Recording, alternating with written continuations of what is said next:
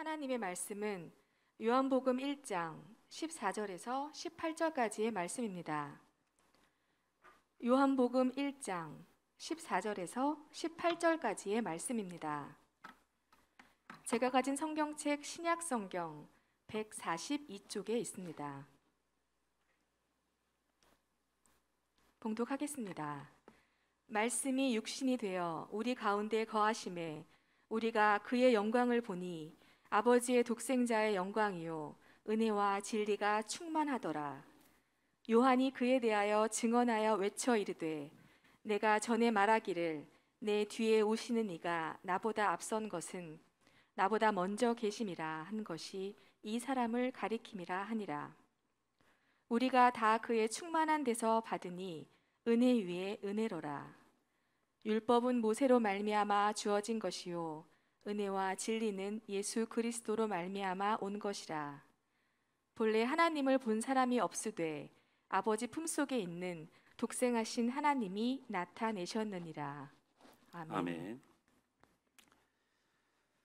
말씀의 제목을 함께 읽었으면 좋겠습니다. 시작. 은혜 위에 은혜가 있습니다. 오늘부터 우리 고린도전서를 지난 주일 후로 마치고 오늘부터 우리 요한복음을 살펴봅니다.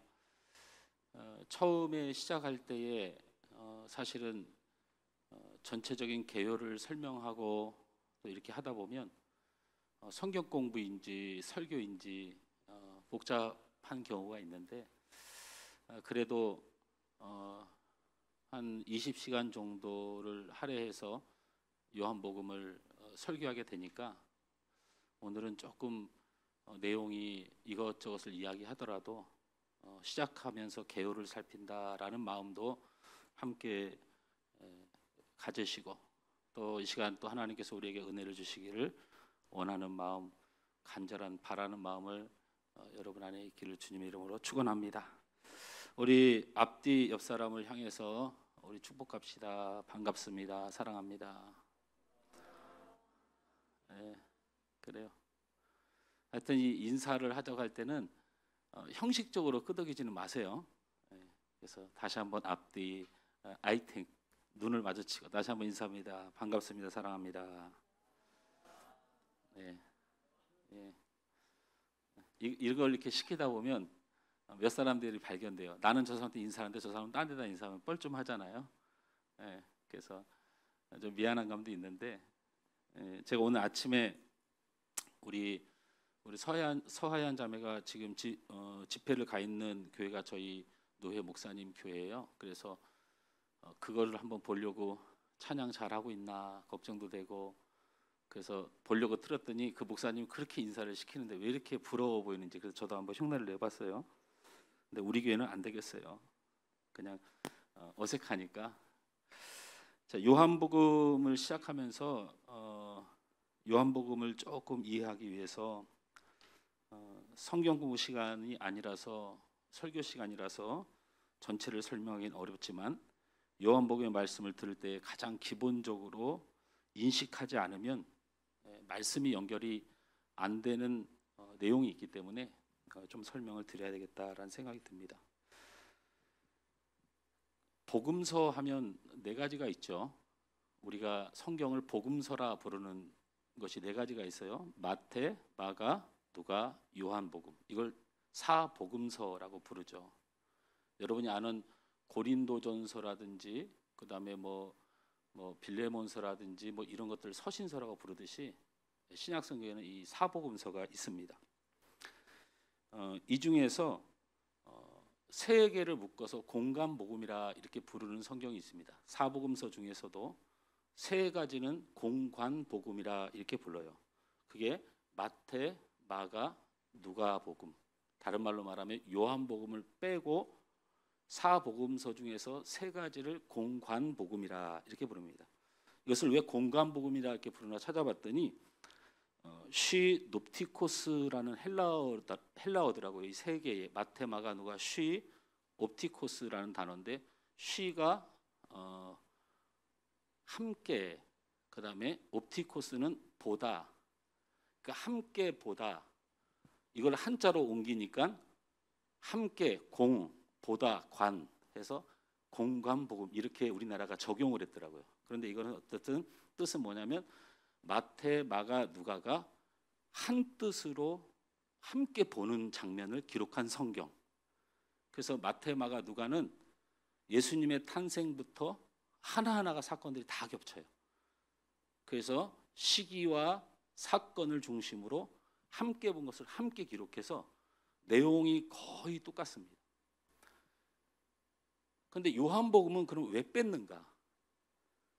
왜 사복음서라고 말해놓고는 세 개만 공간복음이라고 말하고 하나는 왜 뺐는가? 그것을 설명해야 요한복음의 설교를 들으면서 하나님께서 요한을 사용하셔서 우리에게 하시고 싶은 말씀을 들을 수가 있어요. 아주 중요하죠. 그래서 요한복음 왜 뺐는가가 핵심이에요.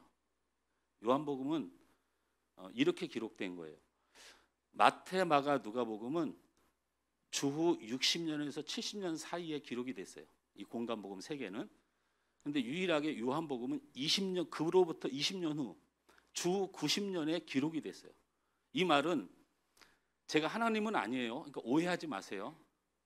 성경을 기록할 때 하나님이 사람을 사용하시고 하나님의 감동을 부어주셔서 그 하나님의 감동을 받은 성경 저자들의 성경은 오류가 없습니다. 그런 걸 먼저 말씀을 드리되 사람을 사용하셨다고 하는 부분에 있어서 설명을 하자면 주후 70년에 세 명의 마태, 마가, 누가가 예수님에 대해 썼는데 그럼 요한도 그때 쓰지 안 썼어요. 그러니까 쓸마음이 없었던 거예요. 요한은 쓸마음이 없어요. 제가 보기에는 요한이 쓰고 싶은 성경은 요한 1, 2, 3서였을 것 같고요. 요한 계시록도 끝까지 살려두셔서 하나님의 나라를 증거하기 위해서 하나님께서 이 강권하신 것 같고요. 요한 복음은 이유가 있어요. 성경을 안 쓰고 있는데 마태, 마가, 누가가 열심히 예수님의 생애를 써가는 것을 보고 성경을 쓰지 않고 있는데 바로 도저히 쓰지 않으면 안 될 사건이 벌어져요. 그래서 20년 후에 쓴 거예요. 그래서 시기가 달라요. 그러면 요한이 왜 무엇 때문에 이 성경을 기록하게 된 것인가? 요한복음을 보면 예수님이 태어났다, 뭐 말구에서 태어났다, 뭐 이런 게 없어요. 그리고 사건이 일괄적으로 쫙 정리된 게 아니에요. 갑자기 기적의 사건을 막 이야기하더니 갑자기 무슨 사마리아 사건을 얘기하더니 마태, 마가, 누가가 전혀 말하지 않는 여러 분야를 그냥 두서없이 막 쏟아내는 이유가 있어요. 어떤 것이 핵심이냐면 주후 70년경에 마태, 마가, 누가를 썼으니까 그때면 초대 교회 시절이에요. 예수님이 살아 계셔서 돌아다닐 때 쫓아다니면서 예수님의 행적을 기록했다. 성경은 그렇게 기록하지 않았어요. 예수님이 돌아가신 주후 70년 됐을 때의 초대교회 시절이에요. 초대교회 시절에 교회 안에 영지주의가 들어왔어요. 이 영지주의가 들어와서 교회를 쑥대밭을 만드니까 쓰게 된 성경이 요한복음이에요. 이해가 되시나요? 예수님의 생애를 쫓아서 썼던 것은 마태, 마가, 누가 공간복음이라고 얘기하고 예수님의 얘기를 집중적으로 다루니 복음서이긴 한데 목적이 달라요. 영지주의라는 이 주의가 이단 사상이 교회 안에 들어와서 요한이 복음을 지키기 위해서 쓴 것이 요한복음이에요. 그럼 영지주의가 무엇인가를 살펴보면 요한이서 7절 말씀에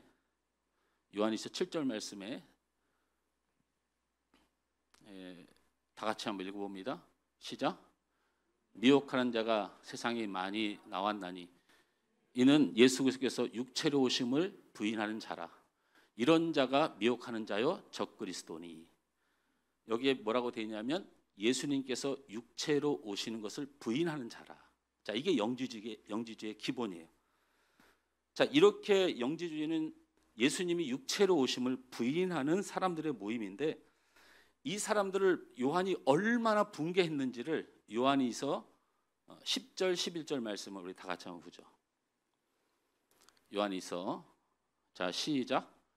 누구든지 이 교훈을 가지지 않고 너에게 나가거든 그를 집에 들이지도 말고 인사도 하지 말라. 그에게 인사하는 자는 그 악한 일에 참여하는 자임이라라고 그랬어요. 요한은 영지주의, 즉 예수님의 성육신을 부인하는 자들을, 그 성도들을 상대도 하지 말고 악한 일에 참여하지도 말라고 말하면서 굉장히 유독이도 이 영지주의에 대해서 굉장히 분노하고 분개하고 철저한 신앙 단속을 시키는 모습을 우린 요한복음이 아닌 요한 1, 2, 3서에서 보듯이 요한은 그런 마음으로 성경을 쓰기 시작했다는 것이죠. 영지주의라고 하는 것을 말씀을 드리면 일단 예수님으로부터 발생된 사상이 아니에요. 예수님 오시기 전에 훨씬 600년 전부터 유대 사회에 영지주의자들이 있었어요.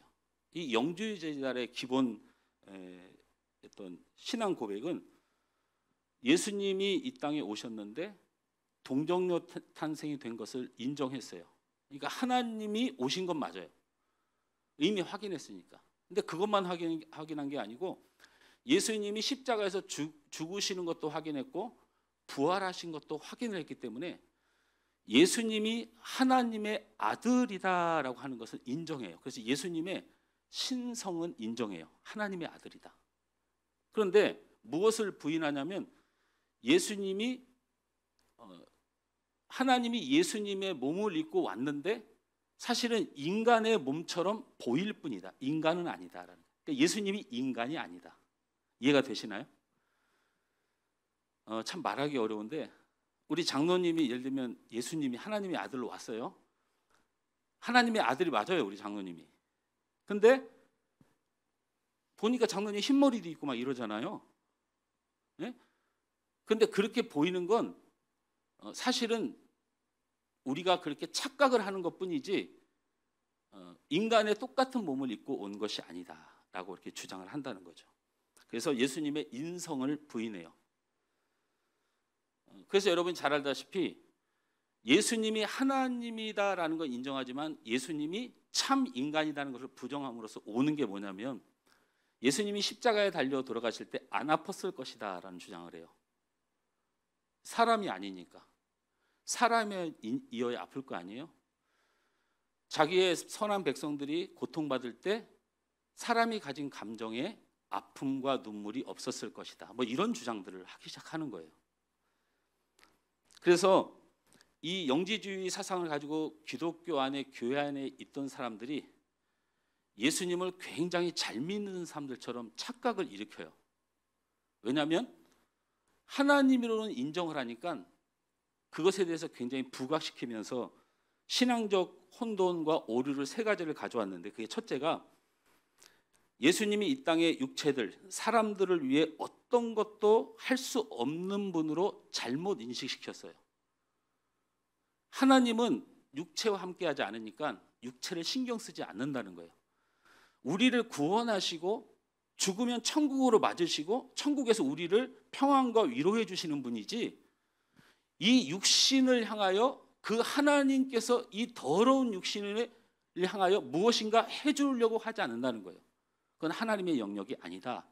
이런 주장을 하기 시작했고 두 번째로는 어떤 생각을 하게 했냐면 예수님을 믿는데 예수님을 통하지 않고 신비한 은사로 영적 세계로 교통하려는 시도를 하게 한 신비주의의 시작이 이 영지주의를 통해서 먼저 일어났어요. 신기하지 않습니까? 이 시대도 마찬가지예요. 이 시대도 마찬가지예요. 여러분 예수님을 통하지 않는 은혜는 하나님께서 허락한 적이 없는데 예수님이 없어도 하나님과 교통을 해요. 그래서 여러분 신비주의자들이 굉장히 위험한 게 뭐냐면 내가 하나님과 교통할 수 있는 능력이 있다고 믿는 거예요. 그래서 하나님의 음성을 막 듣는 거죠. 막 하나님의 음성을 들어요. 그리고 내가 하나님의 음성을 듣고 거기에 반응을 한다. 그렇게 착각을 해요. 그러니까 제가 이런 말씀을 드리면 혹시 오해가 없어야 돼요. 영지주의자들이 그런 영향을 줬다는 거예요. 왜냐하면 예수님은 육신에 관여하지 않으니까 사람을 상대하지 않으니까 하나님과 직통해서 내가 그 신비스러운 경험을 통해서 무엇인가 얻어내야 되겠다라는 거죠. 세 번째로는 예수님의 공로로 우리는 살아감을 고백하는 것이 기독교인데, 예수님의 공로는 싹 빼고 금욕주의가 들어와요. 욕심을 내가 제어할 수 있다는 거죠. 그리고 고행을 강조해가지고 우리가 시련을 당하여 마치 하나님 앞에 뭔가 충성할 수 있다고 생각하기 시작해요. 그 다음에 육체의 정욕을 억제할 수 있다고 생각해요. 이 초대교회의 영주주의가 활발하게 움직여서 굉장히 부흥을 일으켜서 사실은 탄생된 게 천주교예요. 왜냐하면 천주교 내에 수도원이 있는데 이 세 가지의 운동을 위해서 만들어진 거예요. 고행과 금욕과 정욕을 억제하기 위하여 하나님 앞에 자기를 컨트롤해 나가는 거죠. 근데 제가 우리 한국 기독교에도 초창기부터 이 운동이 많이 벌어져서 한국 교회가 이 모양 이 꼴이 된 거예요. 왜냐하면 여러분, 죄를 이길 수 있어요? 제가 물어보고 싶어요. 나는 죄를 못 이기는데 교회 가서 예배 드리면 내가 죄를 이길 수 있는 사람인 것처럼 착각이 돼서 세상 가운데로 나가면 죄가 안 이겨져요. 이것이 한두 해 계속 반복되다 보니까 자꾸 하나님을 떠나고 멀리하고 미안해하고 자꾸 부끄러워해요. 어쨌든 이 영주의가 들어와서 알게 모르게 우리의 신앙 안에 사로잡히고 들어와서 굉장히 상처들을 많이 주고, 특히 우리 한국교회 샤머니즘이 굉장히 강하고 뭐 귀신이 날아다니고 막 어쩌고 저쩌고 이런 것이 굉장히 강한 우리나라에 기독교가 들어와서 완벽하게 영지주의적 신앙을 갖고 나갔던 것이에요. 사도 요한은 우리의 구원자 되신 예수님 이 땅에 대해서 이렇게 잘못된 주장하는 무리들로부터 예수 그리스도의 복음, 그리고 하나님 아들로 이 땅에 오신 예수 그리스도의 그 복된 소식을 지키고자 이 요한복음을 쓴 거예요. 이렇게 생각을 하고 오늘 말씀을 들으면 하나하나 이제 확인해 나갈 거예요. 예를 들면 저는 우리 하늘소망교회 모든 성도들 여러분 안에 딱 한 가지만 있으면 제가 여러분을 걱정할 필요가 하나도 없다고 생각해요. 그것이 뭐냐면 하나님의 은혜입니다. 할렐루야. 여러분, 돈 많이 못 벌고 내가 신령한 은사가 없고 사실 그거 아무 소용없어요. 하나님께서 은혜를 주시고자 작정하면, 하나님이 은혜 주시면 아무 문제가 없어요. 하나님이 은혜 주시면 우리는 안전합니다. 하나님이 은혜 주시면 형통합니다. 하나님이 은혜 주시면 흥왕하고 번성합니다. 하나님이 못하셔서 망하는 게 아니에요. 하나님이 제 병을 못 고쳐서 안 고치는 것이 아니죠. 하나님의 능력을 우리가 제한할 수 없어요. 하나님이 여러분의 인생에 은혜 주길 원하면 우리는 아무 염려 없습니다. 웬만한 일은 이제 세상이 더 잘하는 시대를 맞았다는 거 잊지 마세요. 옛날에 교회는 세상보다 뭐든지 앞서 나갔어요. 아이들을 케어하는 것, 봉사하는 것, 구제하는 것, 가난하고 어려운 사람들 돌보는 것, 부자들이 자기 욕심을 위해서만 살지 않고 교회 안에 들어오더니 구제원금도 해, 교회도 줘, 병원도 줘. 가난하고 부한 모든 자들을 교회에서 통제 가능했어요. 옛날에는. 그래서 교회가 세상 가운데 빛이에요. 바른 일을 하니까. 그런데 이제는 교회보다 세상이 훨씬 더 잘합니다. 집을 지어주고 가난한 자를 먹여주고 아픈 사람을 치료해주는 일이 굳이 교회와 교인이 아니어도 돌아갑니다. 이 세상은 교회가 별로 필요가 없어요.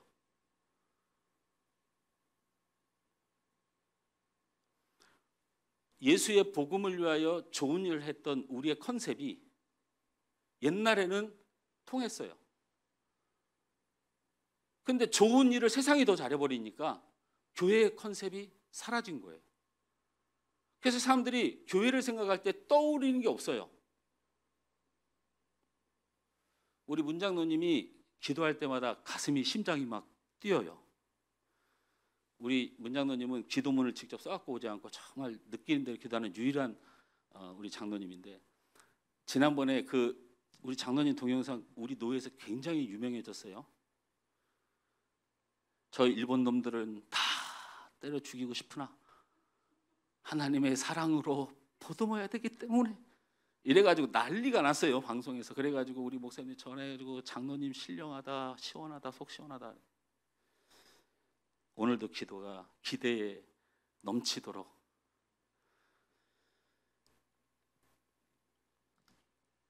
교회가 본질적으로 할 수 있는 일은 하나밖에 없었는데 교회가 대단한 일을 한 것처럼 착각하고 주차시설 좋은 교회, 교육기관 잘된 교회, 내가 가면 밥 잘 나오는 교회, 나에게 친절하게 해주는 교회, 이건 교회에서 찾아서는 아무 소용이 없는 이런 것들만 붙들고 신앙생활 하다가 세상이 더 잘하니까 교회 나가면 성질만 나고 졸리기만 하고 짜증만 나고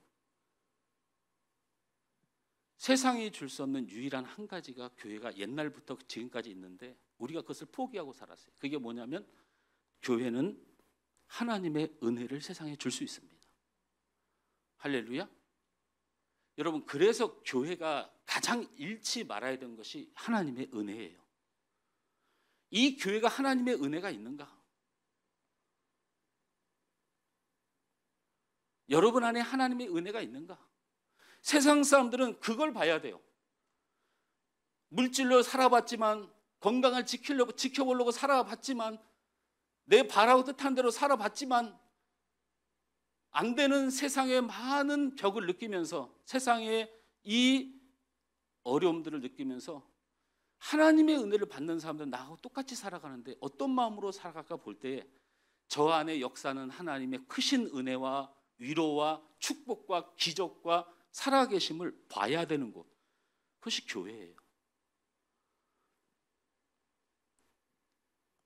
이러한 은혜에 대해서 목마름이야말로 사람들이 교회를 찾는 이유입니다. 그러므로 이 세상의 은혜가 가장 풍성한 것이 바로 교회가 되어야 됩니다. 할렐루야. 오늘 우리 찬양팀 고생 많았어요. 모이지 말라고 하니까 못 모이지.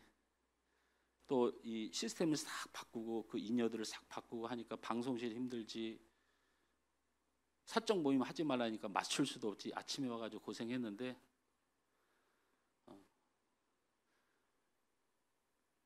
이런 것과 은혜는 별개여야 된다. 하나님의 은혜는 하나님이 내게 부어주시는 것이지 내 감정에 결정되어지는 것이 아니에요. 어떤 사람이 기분이 나빠 있어요. 그래도 그 사람이 은혜의 사람이에요. 왜냐하면 하나님이 그를 향하여 쏟아 부어진 은혜 중에 마음의 갈등부터 시작할 수도 있는 거예요. 하나님의 은혜의 과정은 저를 간이 안 좋아 쓰러지게 함으로 시작됐어요. 그러니 은혜의 진행 과정 안에 아직 결정되지 않은 모습을 가지고 은혜를 잃을 필요는 없어요. 우리 안에 서로 갈등이 있어도 은혜의 시작이에요. 예수 믿는 사람들이 갈등하면 못 살아요. 근데 예수 안 믿는 사람은 갈등하면 끊으면 돼요. 상대 안 하면 되죠. 마음에 상처 있고 고통받으면 예수 믿는 사람들은 못 견딥니다. 기도가 막히니까요. 그리고 하나님은 계속 나에게 말씀하시니까요. 그러니까 하나님의 은혜의 모양을 여러분이 설정하려고 하지 말고 이 은혜가 교회 안에 살아있음을 믿고 신앙생활을 하는 것이 아주 소중합니다. 그래서 우리가 목회자가 될 때라든지 어떤 사람이 신실한 그리스도인이 됐다라고 할 때 한 가지 증거가 있어요. 그것이 뭐예요? 말할 수 없는 하나님의 은혜를 체험한 사람. 이 사람을 하나님의 사람이라고 부르는 거예요. 우리가 우리의 삶에 하나님 앞에 바르게 살게 된 것이 어떤 원칙이나 규칙이 있다면 제가 여러분을 그걸 가르치고 싶어요. 여러분이 신앙생활을 잘하고 여러분이 하나님 앞에 영광을 돌리며 여러분이 신앙생활을 잘해서 하나님 앞에 축복을 받는 원칙과 규칙과 방법이 있다면 제가 그걸 설명하고 싶다니까요. 현대교회의 문제점이 하나님 앞에 복을 받는 방법, 잘 되는 방법, 신앙생활을 바르게 하는 원칙과 규칙을 설명하고 있다는데 큰 오류가 있어요. 하나님 앞에 복을 받고 하나님 앞에 사랑받고 하나님의 뜻을 이루는 원칙과 규칙은 없어요. 왜? 오직 한 길밖에 없어요. 하나님이 은혜를 주시는 거예요. 할렐루야. 하나님이 은혜를 주셔야 잘 되고, 하나님이 은혜를 주셔야 복을 받고, 하나님이 은혜를 주셔야 우리가 신실한 믿음의 사람으로 설 수 있는 것이지, 새벽 기도 며칠 작정하고 제자 훈련 열심히 받고 성경 공부 열심히 하면 내가 하나님 앞에 설 수 있다? 절대로 안 됩니다. 여러분의 방법대로 될 리가 없어요. 말씀을 배우고 기도를 하는 것은 하나님께서 약속하신 약속을 붙들고 우리의 소원과 이 땅의 삶을 살아가는 것이지, 하나님의 은혜가 원칙입니다. 하나님의 은혜가 없이는 성경 공부도 필요 없고 새벽 기도도 필요 없어요. 하나님의 은혜를 주셔야 돼요. 그런데 자, 이 은혜가 이렇게 중요하다고 제가 말하면서 그 은혜가 어디서 나오는가라는 거예요. 여러분, 은혜가 어디서 나올까요? 우리가 오늘 은혜 받았다는 말을 많이 이야기합니다. 그리고 그렇게 말하는 것이 매우 중요하고 소중합니다. 그러나 그 은혜를 받았다는 말의 본질을 모르고 은혜 받으시면 안 된다는 거예요. 찬양의 은혜 받았다, 기도의 은혜 받았다, 설교의 은혜 받았다는 것은 충분히 좋은 것이고 감사한 일입니다. 그러나 오늘 성경은 그 은혜 받았다고 말할 때 그 은혜의 본질이 무엇인지를 말씀해 준다면, 여러분, 은혜 받았다는 말을 쉽게 하지 못해요. 자, 오늘 14절 말씀에 이렇게 말씀하셨어요. 우리 다 같이 한번 읽습니다. 시작. 말씀이 육신이 되어 우리 가운데 거하심에 우리가 그의 영광을 보니 아버지의 독생자의 영광이요 은혜와 진리가 충만하더라. 17절 말씀을 계속 읽으면 같은 설명입니다. 시작. 율법은 모세로 말미암아 주어진 것이요 은혜와 진리는 예수 그리스도로 말미암아 온 것이니라. 할렐루야. 성경은 명확하게 그 은혜가 어떻게 왔다고 얘기하냐면 하나님의 아들 독생자 예수 그리스도를 통하여 왔다고 말합니다. 여러분, 이거 요한이 누구하고 싸우려고 성경 쓴 거 아니에요. 이 땅의 은혜는 예수 그리스도를 통하여 온 것입니다. 할렐루야.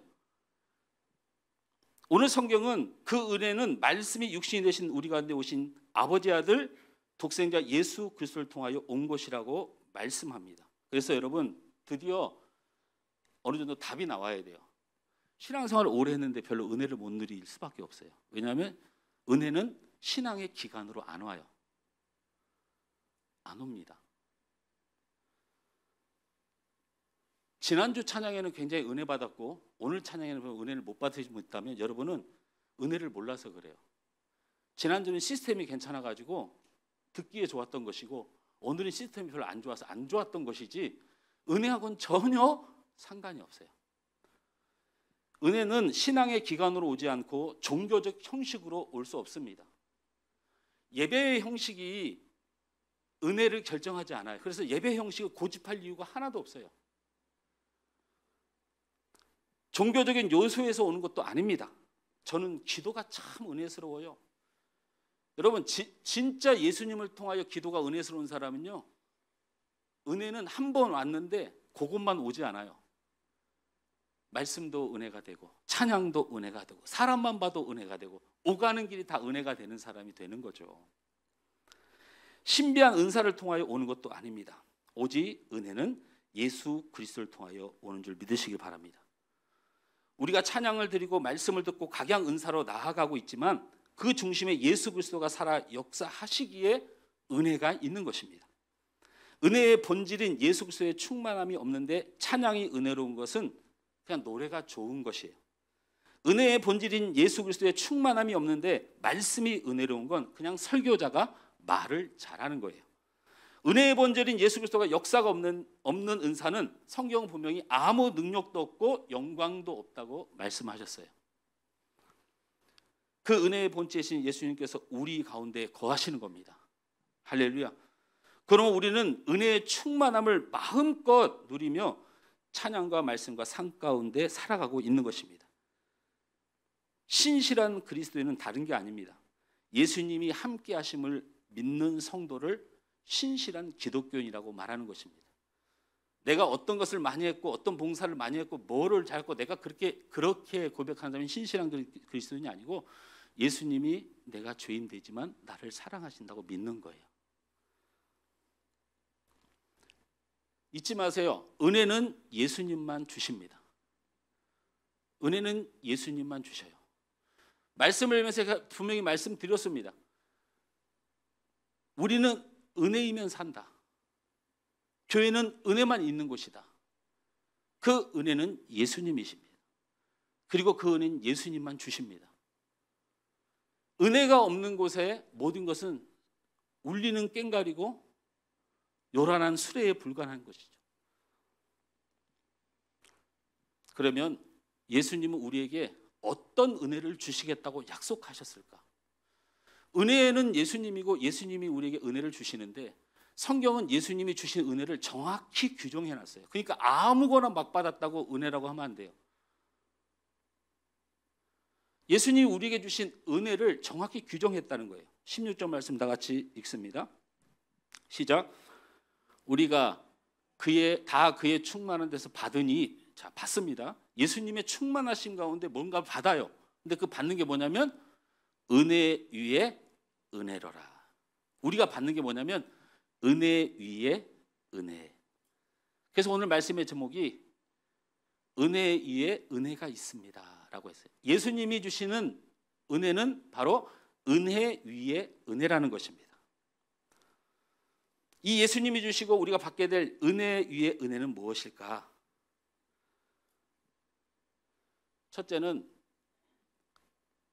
우리의 삶에 복을 주시는 은혜입니다. 목사님, 복을 받는 은혜는 기본적인 은혜 아닌가요? 아닙니다. 12절 말씀을 다 같이 읽으시죠. 12절 시작. 영접하는 자, 곧 그 이름을 믿는 자에게는 하나님의 자녀가 되는 권세를 주셨으니. 예수님이 우리에게 주신 기본적인 은혜는 바로 구속의 은혜입니다. 구원의 은혜예요. 우리의 공로가 아닌 은혜가 하나가 있어요. 그것이 바로 우리를 구원해 주신 은혜예요. 이 기본적인 은혜 위에 은혜를 주신다는 거예요. 영지주의자들에서 저항해서 요한복음이 기록됐다고 말했잖아요. 영지주의자들은 이 기본적인 은혜만 믿습니다. 우리가 구원받았으면 됐지, 우리가 천국 갔으면 됐지, 하나님이 우리를 사랑했으면 됐지, 예수님이 우리를 위하여 십자가에 죽으신 사실을 믿으면 됐지, 그분이 살아났으니 됐지, 무슨 다른 말들이 많아. 너네 예수님 만나봤어? 하나님 만나봤어? 하나님과 방언해봤어? 못하지. 우리는 하나님과 교통하는 사람들이야. 이러면서 1차적인 은혜, 구원받은 은혜만을 이야기해요. 현대 교회에서도 그게 굉장히 소중해져 있어요. 맞습니다. 옛날에 하도 예수님께 복받아라 복받아라 복받아라 거부감이 너무 들고 기복주의네, 교회만 나가면 복받으라고 하네. 근데 복음 별로 안 받고 계속 복받으러 가는데 갈등은 되고, 내가 세상 사람보다 더 잘 안 되는 사람이고 우리 집은 더 망하는 집이 되고, 이러니까 젊은 청년들이 말씀과 현실이 막 떨어지니까 다 떠나는 거예요. 영지주의가 들어와서 초대교회가 이렇게 망가졌어요. 현실을 전혀 바라보지 않으니까. 에베소서 6장 24절 말씀을 보면 이런 말씀이 있어요. 우리 주 예수 그리스도로 변함없이 사랑하는 모든 자에게 은혜가 있을지어다. 이게 무슨 말이냐면 예수님의 자녀되는 기본적인 은혜 말고 또 다른 은혜가 너에게 있을지어다 축복한 것이고요. 더 정확한 말씀은 빌립보서 4장 19절 말씀을 보면 다 같이 읽습니다. 시작. 나의 하나님이 그리스도 예수 안에서 영광 가운데 그 풍성한 대로 너희 모든 쓸 것을 채우시리라. 할렐루야. 예수님을 사랑하는 것만이 믿음이 아닙니다. 예수님께 충성하는 것이만이 믿음이 아니에요. 예수님이 우리의 삶에 풍성한 은혜를 분명히 주십니다. 이것이 전능하신 하나님 예수님을 바로 믿는 것입니다. 여러분, 기복주의는요, 사실은 하나님은 생각 안 하고 자기가 얻고 가지고 싶은 욕심 때문에 구하는 것을 기복주의라고 하는 것이고요. 예수님이 우리의 삶에 복을 주신다고 믿는 건 예수님 믿는 신앙입니다. 이게 구분을 못한다. 왜 구분을 못해? 거짓말하지 마세요. 저는 지금도 풍성한데 예수님 앞에 뭘 달라고 기도할 때 예수님 앞에 미안해서 못 구하는 마음도 있어요. 근데 우리 성도에게 필요한 건 제가 예수님 눈치 얼굴에 철면 딱 깔고 기도합니다. 그냥 뭐든지 잘 됐으면 좋겠으니까요.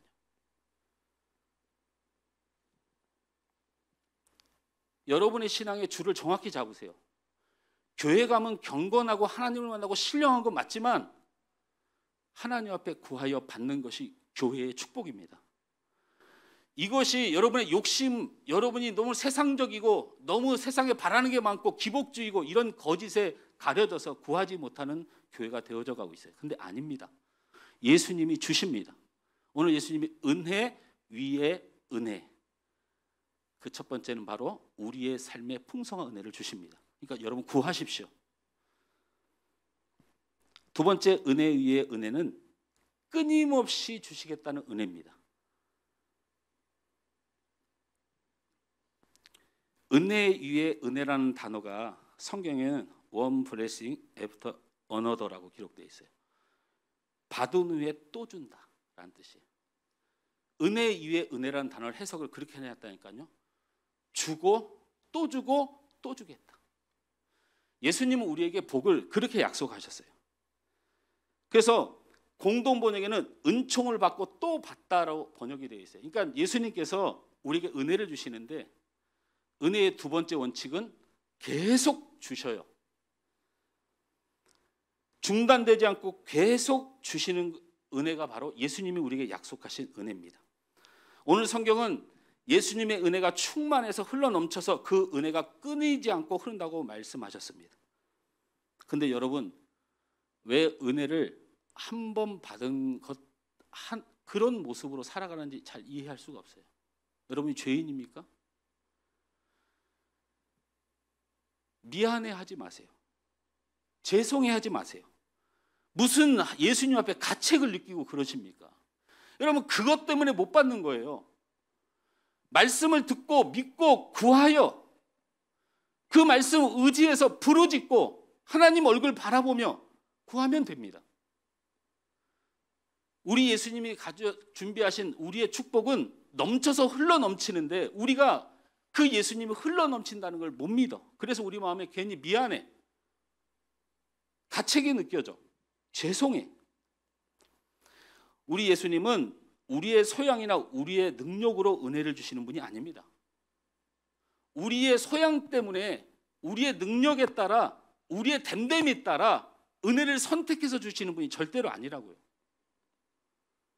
예수님은 원래 우리에게 은혜를 넘치게 주어서 여러분이 예수님이 얼마나 사랑이 많으신 분인가, 예수님이 얼마나 풍성하신 분인가, 예수님이 얼마나 기적의 하나님이신가, 그가 얼마나 찬양을 받아야 되시는 분인가가 가장 큰 목적으로 가지고 계신 분이 여러분에게 뭘 재고 아끼고 그런 분 아닙니다.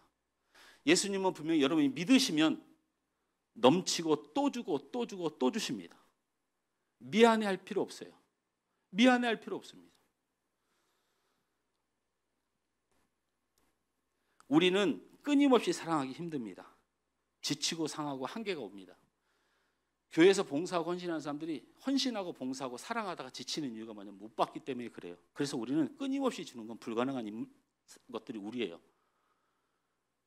은혜를 999번 받다가 목사님께 시험 한번 들면 끝장입니다. 우리는 그런 존재들이에요. 우리는 끊임없이 베풀기 힘들어요. 우리가 가진 것이 없고 부족하기 때문에 그렇습니다. 그러나 예수님이 우리와 같겠습니까? 예수님은 충만하십니다. 할렐루야. 은혜가 적당히 넘치는 게 아니고 흐르고 넘치고 가득합니다. 부모가 낳아주신 은혜도 있습니다. 낳아주셨으니까 부모가 끝입니까? 우리 부모님은 우리를 키워주시는 은혜도 있습니다. 그럼 그게 끝입니까? 저희 어머님이 척추 여기가 이렇게 골절이 일어나셨어요. 그래서 원래 몸무게가 한 38kg밖에 안 돼요. 원래 처녀들도 삐쩍 말랐어요. 근데 이제 어머님이 이렇게 다치게 된 이유가 저희 어머님이 방광염이 있어요. 그래서 이렇게 막 고통스럽고 또는 이렇게 죄송하지만 소변이 자주 마려우신가 봐요. 근데 그걸로 한 달에 한 번씩 가는 병원이 있는데 그 병원을 저희 형수님이 어머님 댁에 올라가서 어머님을 모시고 병원을 갑니다. 우리 어머니 아버지가 그래도 80이 넘으셨지만 건강하십니다. 근데 저희 어머님이 이렇게 씻고 계셨어요. 건강하세요. 씻고 계셨는데 우리 아버님이 곰곰이 생각해 보니까 큰아들도 목사, 둘째 아들도 목사, 목회하느라고 힘든데 올 때마다 병원을 모시고 가면서 병원비를 꼬박꼬박 내는데 목회하는 자녀들이 무슨 돈이 있다고 저 사람은 자기가 돈을 내면 되거나 목회하는 자녀들 괴롭히지 말아야지 하면서 갑자기 그 생각이 드셨어요, 아버님이. 그래서 씻고 있는 어머니 화장실에 가서 문을 딱 열고 어이 아들들 보고 병원비 내라고 하지 마. 걔네들이 돈이 없는 게 아니고 그래도 목회하는 거 그렇게 괴롭히는 거 아니지. 내가 쫓아갈게. 내가 이제부터 병원비 내줄게. 내가 낼게. 하니까 우리 어머님이 당신만 아들들 생각해? 하면서 그 대화하다가 쓰러지신 거예요. 몰랐어요, 저는. 병원에 갔는데 병원비가 나왔어요. 그래서 병원비를 털털 털어가지고 드렸어요.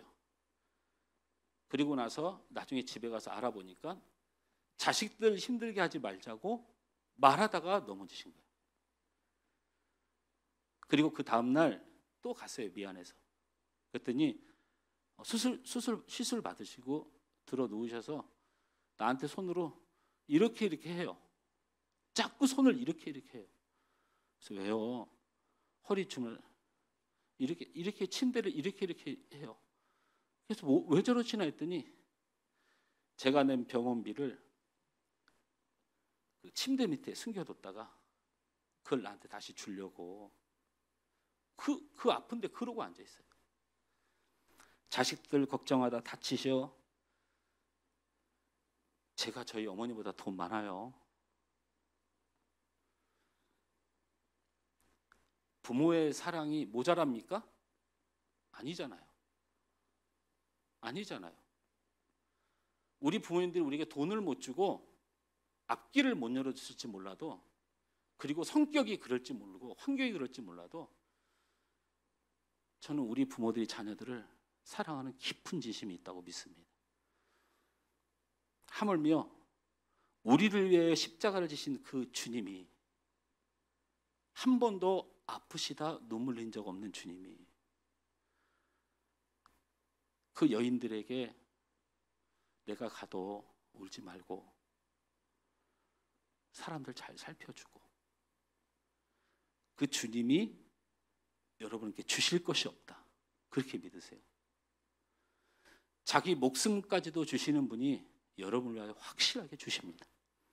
이게 예수님이 우리에게 약속하신 거예요. 우리는 자격으로 받는 것이 아니고 자녀로 받는 겁니다.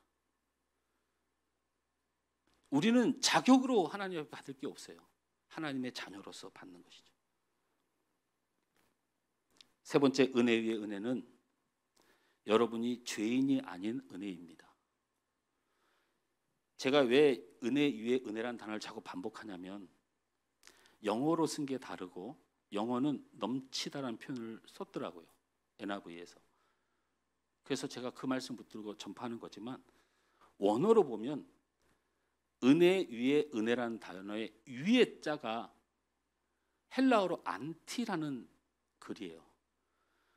영어로 안티는 반대 의견을 가지다라는 뜻이거든요. 근데 헬라어로 안티는요, 대신이라는 단어예요. 이게 이상하다. 영어가 편하다. 근데 계속 보니까 이해가 됐어요. 은혜 위에 은혜라는 단어의 위에라는 단어가 안티라는 헬라어인데 대신이라는 말이라고요. 그래서 이렇게 따라합니다. 예수님께서 우리에게 축복하신 주시는 은혜는 뭐냐면 따라서 합니다. 은혜 대신 은혜. 은혜 대신 은혜. 17절 말씀을 보면 이해가 됩니다. 다 같이 읽습니다. 시작. 율법은 모세로 말미암아 주어진 것이요 은혜와 진리는 예수 그리스도로 말미암아 온 것이니라. 율법의 은혜는 사라지고 그리스도의 은혜가 대신하였다라는 뜻이에요. 이 말은 여러분 어떤 것입니까? 예수님이 주신 은혜는 율법 대신 은혜입니다. 어떠한 죄로도 정죄되지 않고 예수님은 은혜로 우리를 깨끗게 하셨다는 은혜입니다. 요한복음은 그래서 성경이 기가 막히게 일맥상통해요. 모든 사건이. 요한복음의 수가성 여인, 절대 유대인들이 용서하지 않았던 이 사마리아 쪽의 여인을 유일하게 사랑했던 예수님을 기록하는 장면 기억하시나요? 대표적인 예수님이 요한복음을 통하여 드러낸 사건 하나가 있는데, 한 여인이 음행을 하다가 잡혀옵니다. 성적인 죄를 져서 잡혀와요. 그때 예수님이 성전에서 기도하고 계셨어요. 근데 그 율법을 주장하는 성경에 뭐라고 되어 있냐면요, 서기관과 바리새인들이 그 여인을 잡아오는데, 이 간음하고 음행하는 여인을 예수님 앞에 데려오고 삥 둘러섭니다. 그리고 말합니다. 율법에 보면 음행한 여인은 돌로 쳐 죽이라고 되어 있습니다. 예수님 어떻게 할 거예요? 라고 묻습니다.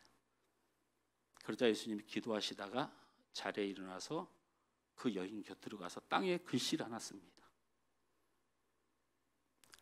죄의 있는 자가 먼저 돌로 치라. 사람들이 다 떠나갑니다. 여인이 울고 있습니다. 그 여인에게 다가가서 예수님이 이렇게 말씀하십니다. 너는 죄가 없다. 다른 말로 성경에는 나도 너를 정죄하지 아니하노라.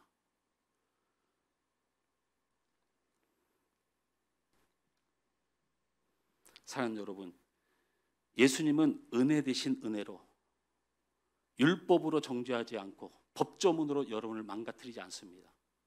여러분이 세상에 있는 죄로 하나님은 절대 여러분을 평가하지 않습니다. 죄를 마음대로 져도 된다고 제가 말씀드리는 게 아닙니다.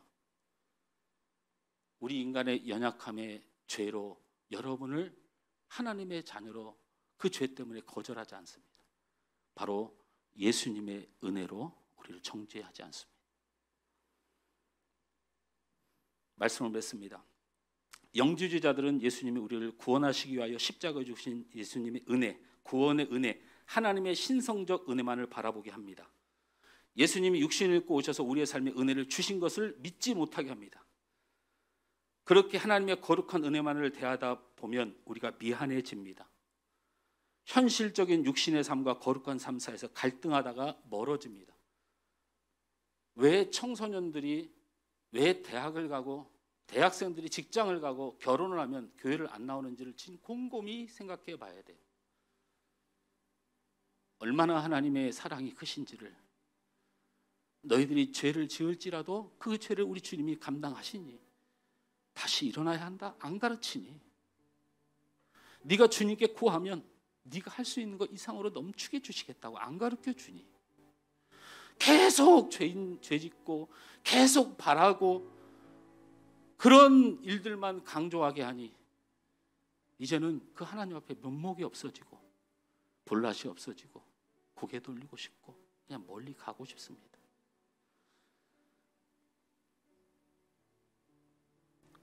우리는 어떻습니까? 영혼 구원만이 고귀한 은혜로 착각해 삶의 은혜는 염치가 없는 믿음으로 생각하면서 그렇게 멀리 계신 하나님을 바라보다가 지쳐서 우리의 믿음이 낙심하여지고 불안해진 것입니다. 복을 말하는 사람을 기복주로 매도하여 온전한 믿음을 잃어버리지 않은지 예수님은 은혜 위에 은혜를 주시는 하나님이심을 오늘 말씀을 통하여 확인하신 줄 믿습니다. 우리의 삶에 반드시 복을 주십니다. 구하십시오. 사랑과 복을 끊임없이 주길 원하십니다. 그래서 하나님 찬양받길 원하십니다. 그리고 우리를 절대 죄인으로 보지 않는 단 한 분이 있다면 바로 그분이 예수님이십니다. 그분이 직접 우리의 죄를 도말하신 분입니다. 사랑하는 성도, 왜 낙심하고 절망하십니까? 살아계신 하나님 그리스도의 은혜를 잊지 않는 여러분 되길 주님으로 축원합니다.